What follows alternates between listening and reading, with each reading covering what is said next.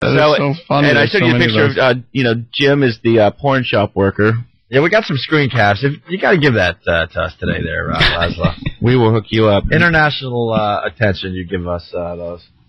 But Jimmy's what? He plays a worker in a porn shop? Yeah, and you go in and as the main player, you go in and deal with him. And he's in this clip, he's arguing with you over his protection money. I love the inflection at the end. It's pure acting. We ain't making that much cash.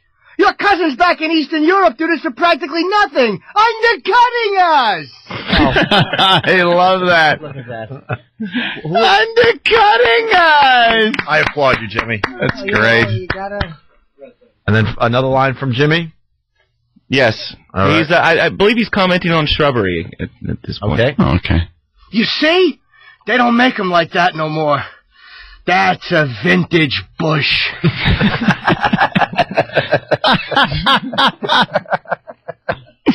Commenting on shrubs. Yes.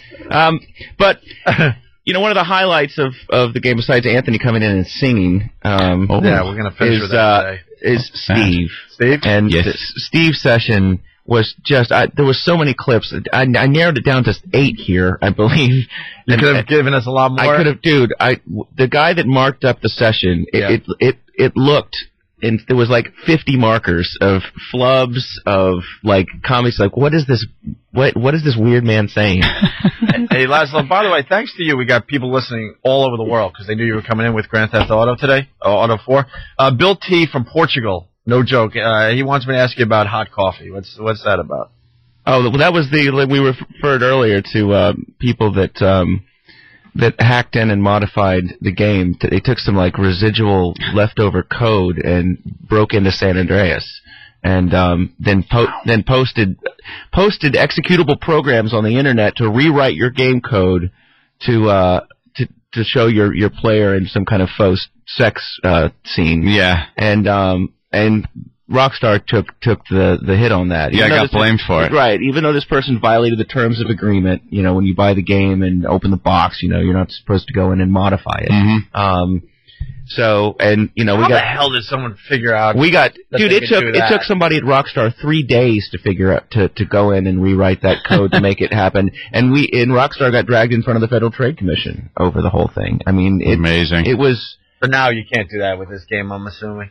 Oh no, there's nothing like that in this game. No. Any sort of, but I'm sure somebody's going to modify something but the thing is with it on PS3 and Xbox, it's very difficult to sort of go in and mod. It's the PC mods that are quite. Once you release a game on a computer, it's really easy for those guys to go in and hack about with it. They can still do it on the console, but it's a lot harder, especially with like Blu-ray on the PS3. Not a lot of people have Blu-ray equipment. Yeah, start rewriting stuff. Right, exactly.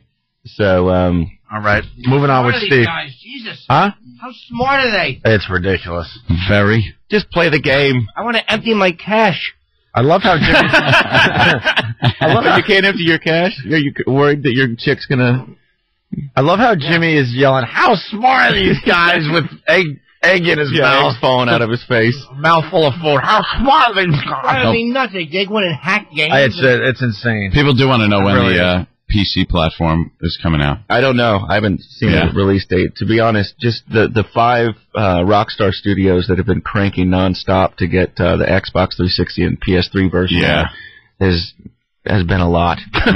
All right. On Xbox. Let's get into some of the Steve audio here. So here's what it looks like when you're driving drunk. Oh, really? He had a few drinks? I thought it was a little bit more wavy than that. Oh, you can tell he's a little you're hazy. sobering up? Well, go get drunker. He's a little hazy. Yeah, I mean, like the screen really wobbles when you first come out of the bar. You can tell he's having a hard time. Also, the controls change. It's really hard to control the car. So get on a bridge. That's a good idea. That's a great idea, though, man. And you guys made a lot of. Ask Steve from Bayshore. Oh, so we get to see the world the way Anthony does. You smart ass. Oh, sorry, we all weren't supposed to laugh that much. Yeah, well. So here's Steve. Steve is one of many policemen in the game, and if you, the player, are doing something bad, he'll tell you to stop. Hey, I'm a damn expert. Stop, will you? Yeah. Also, Steve telling his fellow cops to split up and search for the player. Okay, let's split up. We'll get him. Now, can you hear the enthusiasm in the "we'll get him"? Of course you can. Yeah. We'll get him. We'll get him. Here's Steve if he arrests you. Now you're in trouble. Huh? Now you're in trouble. You're in trouble. Also, you can if you see Steve driving in his police car, you can go up and steal it. No one jacks me. Which I love that double entendre. Yes, exactly. Everyone jacks me. What's the next one? Steve flirting with a girl.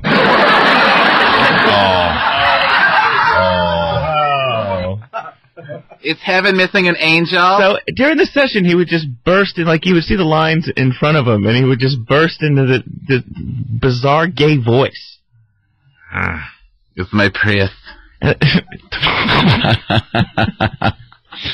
Eat my fat, hairy fist. Almost said ass. Almost. Yeah, but I will have to say, Steve does deliver once you get him wound up. Actually, when he's doing sort of the monotone, boring reads, you just go in and start asking him about, how are things going with censorship on the CBS side and things like that, and he goes into a rage and delivers his lines perfectly. That would have been boring today, though. You got to get when we're messing up. Now we finally got to Anthony's jingle.